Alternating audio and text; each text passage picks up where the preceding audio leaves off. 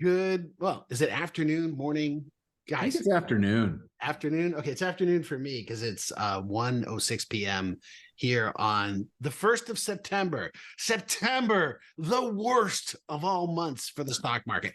12 out of 12 in terms of performance going back 50 years, looking at the S&P 500, actually everything. Look at S&P, Dow Jones Industrial, NASDAQ. September is ranked number 12 out of number 12. What do you say, Greg? I like September. It's playoff baseball time. Football is just getting started. Like there's a football game every weekend from now until like February. I like Yes. September. Oh, wait, we're talking College about, are you talking football. about the stock market or just September in general? Yes, kids are going back to school. You got Yeah, the I like fall September. No, harvest time. you Yeah. know what's interesting is that, when you talk to people about bad months in the stock market, October is usually the one that people think about. And I don't know if it's because of the big infamous day in October of 1987 when there was the huge 20% drop in one day. But you're right. September actually is actually a much worse, if you look at the average performance of a month throughout the history of the market, is September is usually a bad one. Yeah. And I don't know if it's I shouldn't say it. It's mostly a seasonal thing. I think people they're starting to reposition portfolios. They just had a summer run usually. And so I think the market just kind of gets sleepy and people take some profits and start looking for opportunities going into the fourth quarter, October and then November and December, which typically tend to be the best months of the year of the market. So is this September going to follow suit? Are we going to have a really bad September? You just for a second there channeled one of my favorite actors in one of my favorite movies of all time, Peter Sellers, in Being There. Have you seen it? No, I thought you were going to say Oh, Eddie Murphy from Trading Places, but no. This movie Being There with Peter Sellers is I think 80s 71 no, 71 that this movie came out. And so Peter Sellers ends up being like a intellectually challenged individual who ends up getting to a place of influence. It is a classic movie. You can see I'm not sharing the screen there, but it's Rotten Tomatoes gives it a 95. It's a must watch on everybody's list. But they're asking, he gets interviewed about the economy, and then he's says, well, in the spring things grow, and we plant, and then the summer things, and then in the fall we harvest, and then the winter comes, and everybody thinks he's talking about the economy, and he's a genius. So it's actually, there is some genius in the movie. So you're like, wait a minute, did he really know what's going on? Anyways, you were just channeling Peter Sellers. there you Some go. of our guests will get it, and I recommend checking it out. But you talked about seasonality. We talk about seasonality that happens in the market, and we can't ignore it. I mean, there are real things that happen for real reasons. September is the first month of the fourth quarter, and we can't look past the fact that some portfolio managers, just the way they operate, are tied to some calendars on things. So, the end of a quarter, we talk about window dressing that happens on the end of a quarter, and people buy and sell things because they either want to be seen owning it or not owning it, which might be the case in point for Tesla, that Tesla is going down really hard today. Tesla's coming Wait, down. is September the first month of the fourth quarter or the last month of the third quarter? September, October, November, December. It's the last month of the So third. it's the last It month is of the not a third. quarter. It is not a quarter. Yeah, that doesn't make sense then. No, you're right. So it's the September, October, November, December. So yeah, it's the last month of the third quarter. That's what it is. I was looking at the Stock Traders Almanac, and there's a bit on here on quarterlies.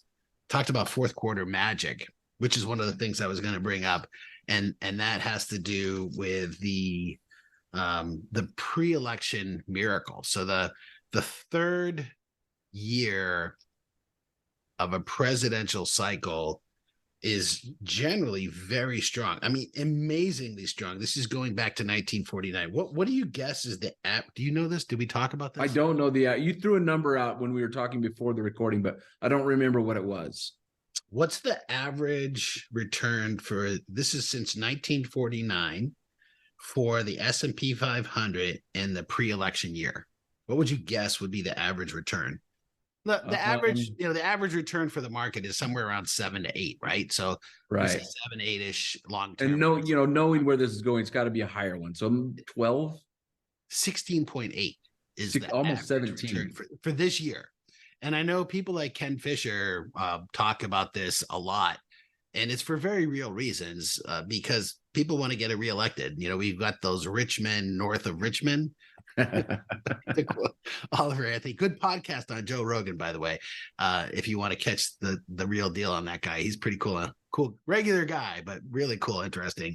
But we've got these Richmond, north of Richmond, who want to stay in office, and so they are doing whatever they can to assure their future and not rocking the boat. And it comes through loud and clear. I mean, you can't make up.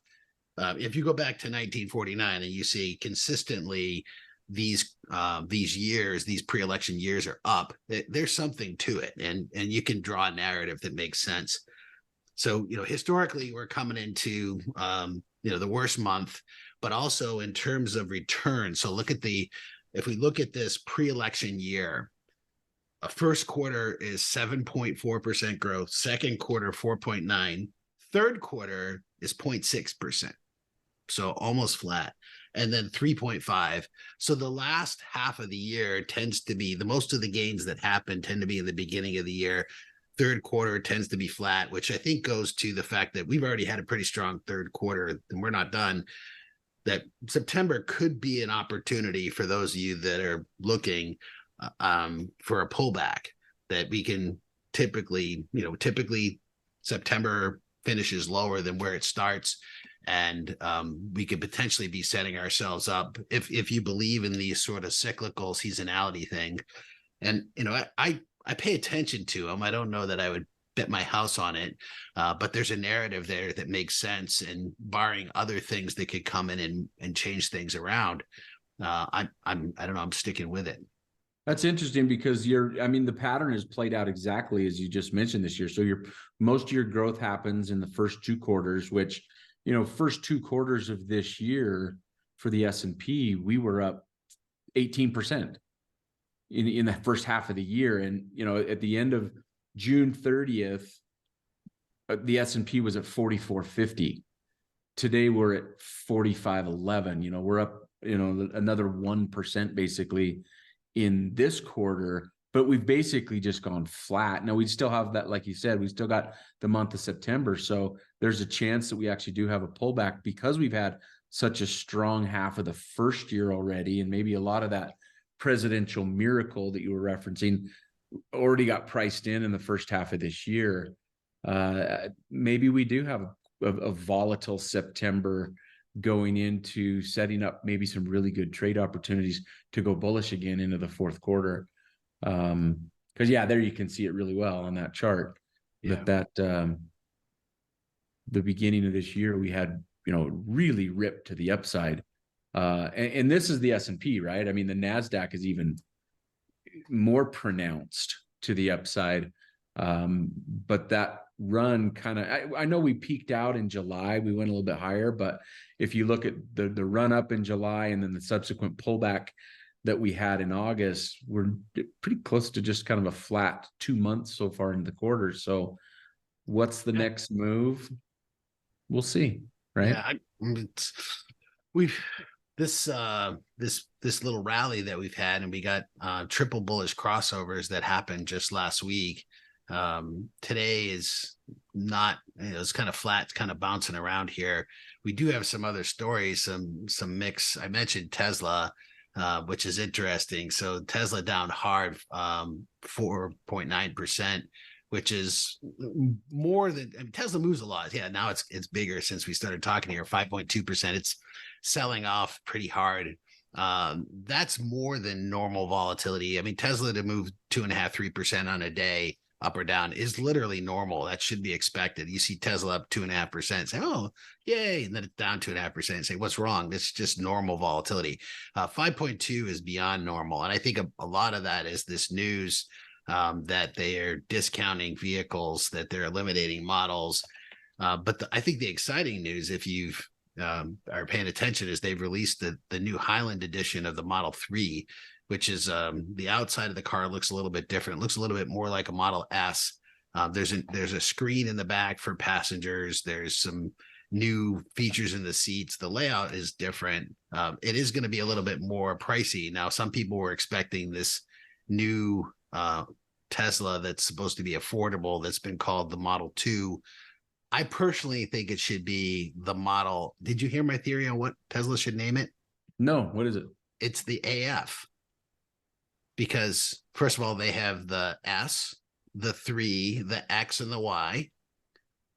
So if you kind of use those and spell those out, and then they'll add the new car, which will be sexy AF, which stands for affordable. The affordable model. Awesomely affordable. Affordable, sexy AF, affordable. So that's totally something Elon Musk. I'm lobbying for that. I love it. I love it. Don't know if that's going to happen or not, but so there have been a couple of other earnings stories this week too that I know we talked a little bit about. Dell Computer, one of the old school tech companies, having a huge move up today. And what's interesting is how all of technology continues to latch on to the artificial intelligence story. And that's really what a lot of this is, they, in their conference call, they referenced a lot of partnerships with, of course, NVIDIA and their ties to helping build out artificial intelligence. And it's interesting to see some momentum in some of the other semiconductor names this week as well. The likes of AMD and the likes of Micron, who haven't participated as much as NVIDIA in the AI front, but they are starting to have nice moves where they have mostly been trending sideways. NVIDIA has just been a rocket ship this year to the upside. And to be quite honest, continues to do so as we have this hype story surrounding artificial intelligence. And I don't think it's done. I think one of the measurements that I'm looking at, the positive reaction to Dell and their earnings. You brought up another chart, Lululemon, positive reaction to earnings and earnings numbers right now. To me, tell me two things. Number one is the consumer is still pretty healthy on the upper end. Inflation has not hit the higher income earning population, the people who are investing in the stock market. You see a different story when you look at companies like Dollar General, who also announced earnings this week that were not as good, and showing that the other side of the economy, the lower income earning portion of the economy, is still struggling with inflation. Even though inflation has calmed down somewhat, it's still a major impact on certain parts of the economy. And so we're seeing this diversity, we're seeing this split continue to happen. And that's, I think, one of the reasons why I think the Federal Reserve is not done with their job. I don't think they want that disparity to continue there where it has been. And I think we saw some of that this week as well. I don't know. Sorry, I'm kind of like jumping forward from one conversation to the next, but I know another thing we got this week was the PCE number that to me says the Fed's not done raising rates yet either.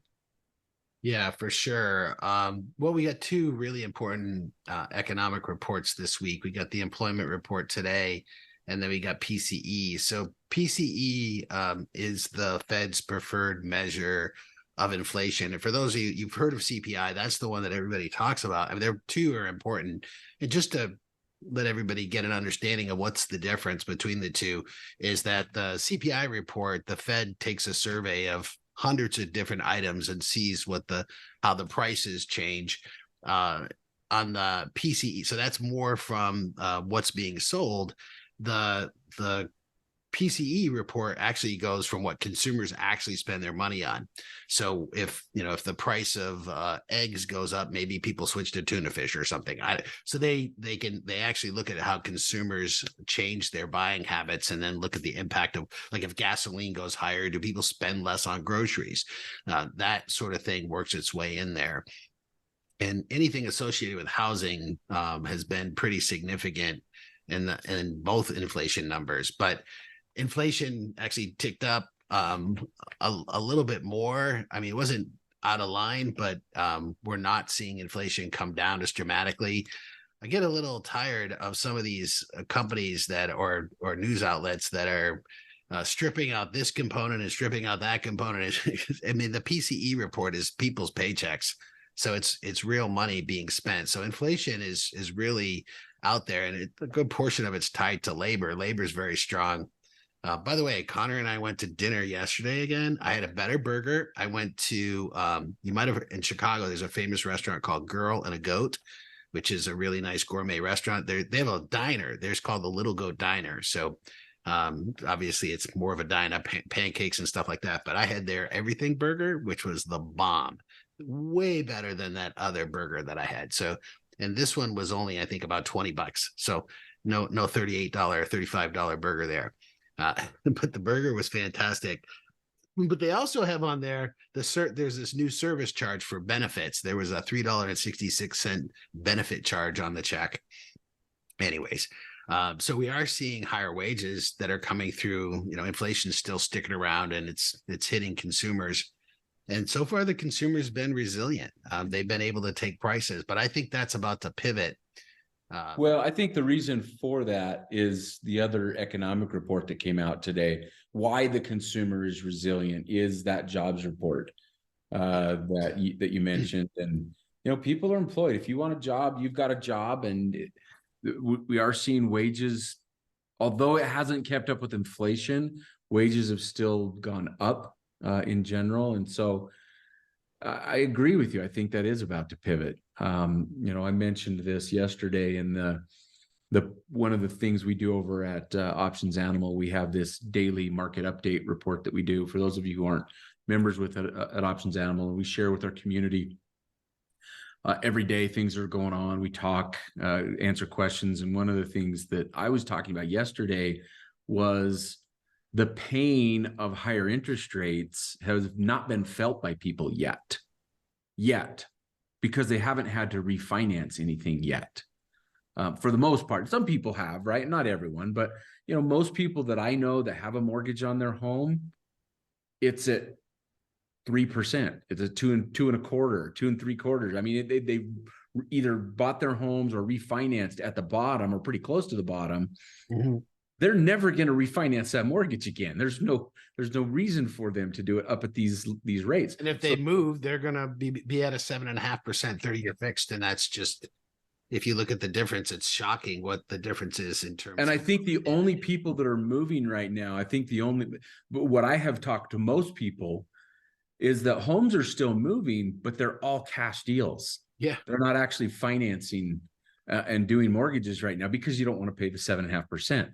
That will change. Like you said, that's going to change eventually, because eventually companies are going to have to refinance that debt that they've got on their books right now, these corporate bonds that, they're paying 2% on right now, that they're going to have to refinance it 6% or 5% or wherever they're much higher level, which is going to eat into company earnings. So I think we'll still see the pain of those higher interest rates. We just haven't seen it yet. There's a lag effect to it. How long that lag is going to be, I think, is going to depend on how much liquidity still remains in the system and when people actually have to go try to start to leverage and use credit again, which right now I don't see a lot of need for.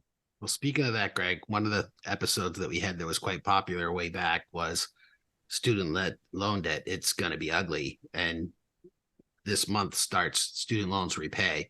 Right. Now, since that we recorded that episode, they've introduced some programs to help some people. Basically, if you're making under 60,000, but Danielle DiMartino Booth pointed out that the problem isn't the $60,000 a year people under 60,000.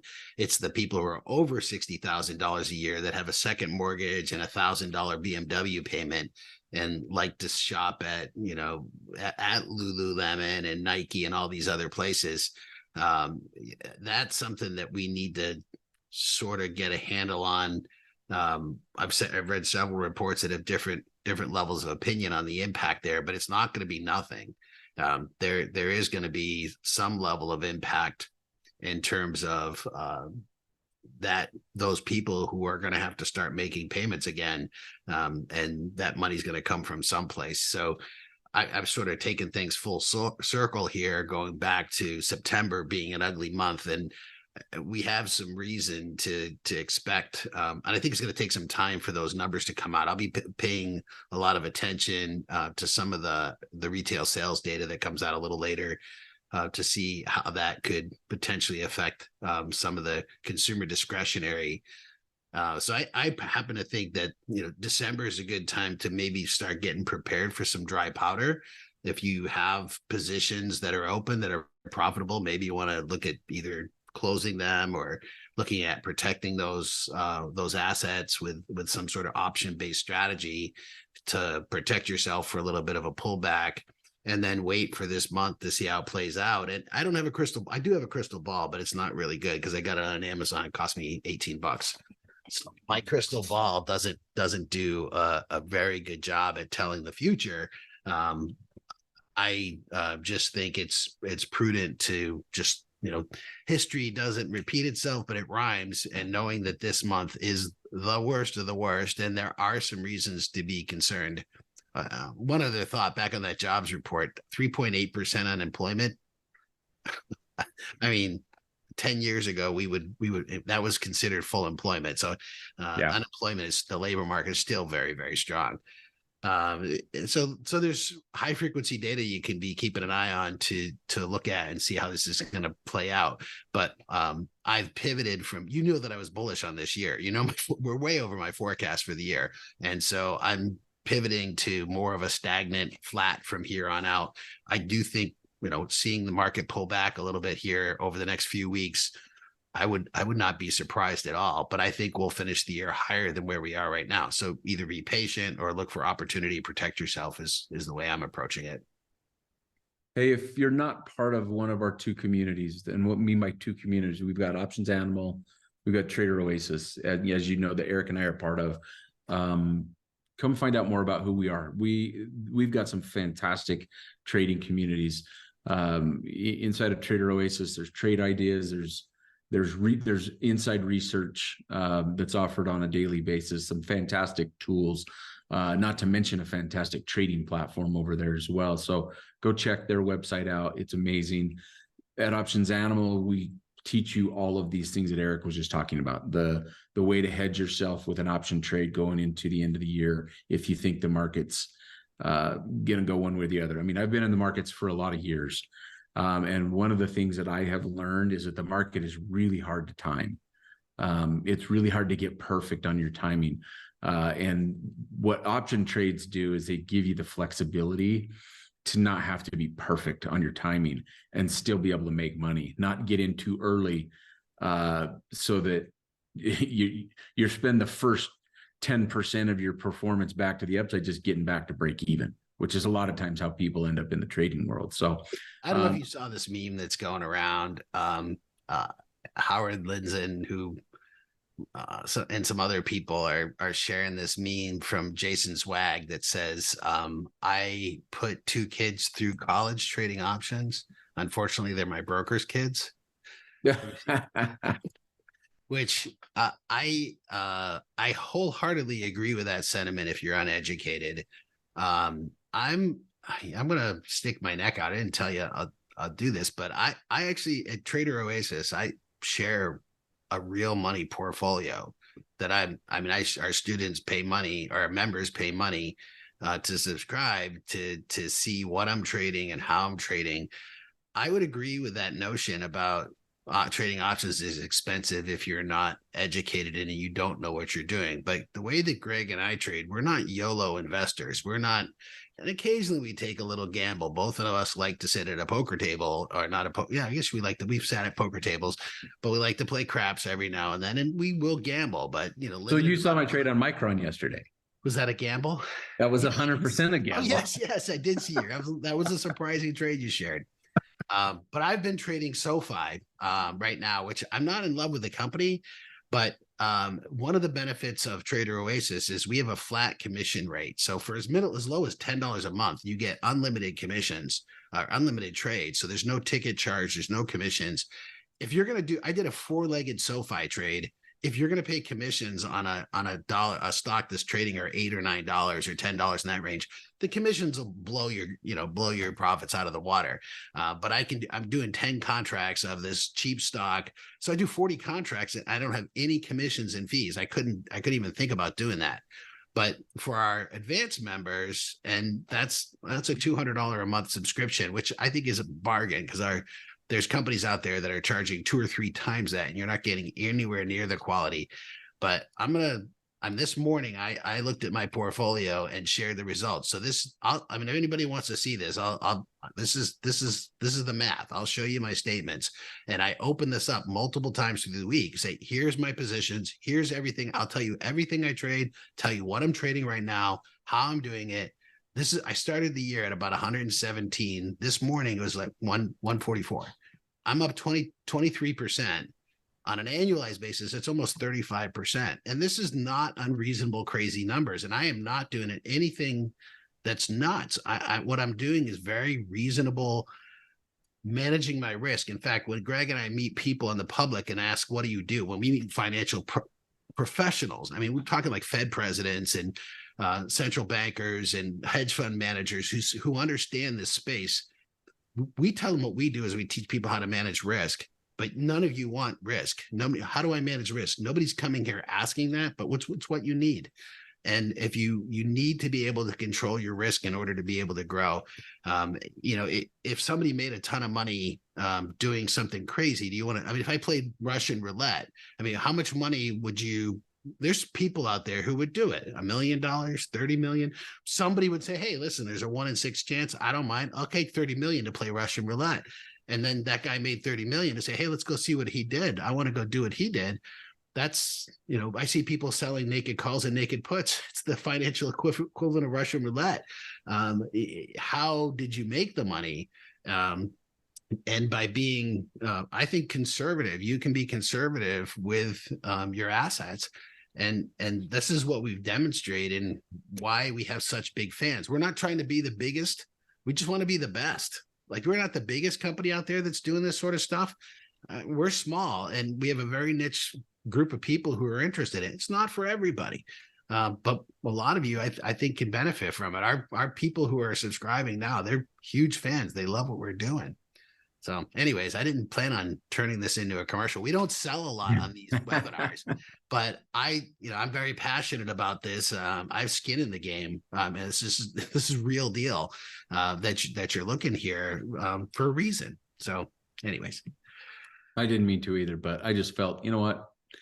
We got a couple really cool communities that if you're not already aware of them, I know a lot of you who follow us on YouTube are already parts of those communities, but if you're not, go check us out. So to be clear, Options Animal is the education company that's and you need that first. You need to understand options, and it's an effort on your part. You're going to have to put a lot of work into it, attend classes, do some paper trading, spend some time getting to know it, because it's just something that we've been working on. We've been doing this for decades, and teaching people how to do it. Go read the reviews and you'll see very, very satisfied people. Trader Oasis is for the people who've been through the curriculum at Options Animal, or other people who already feel like they understand option strategies. They're just looking for better tools and great commissions to be able to take it to the real side, the practical side. And that's what Options Animal students had always said is, how do I actually put this into practice? And so we've got the solution for wherever you are in your journey. I think there's a solution for you. You certainly can learn a little bit more. So check us out. Attend a free webinar. reach out to us. Especially if you're a Cubs fan. Woo, Cubbies! How about them, huh? All right. Have a good Yeah. weekend, Eric. It was good chatting with you. Yeah, enjoy Labor Day. Stay safe. How's your finger doing, by the way? It's good. You're not going to show it to me? Oh, okay. I mean, I You will, got a but it might. Band-Aid. It's down to just a Did you see Band-Aid what he now. just did to you all? You asked. I showed. You number one. Thanks, everybody. We'll see y'all at the next one. Bye, everybody.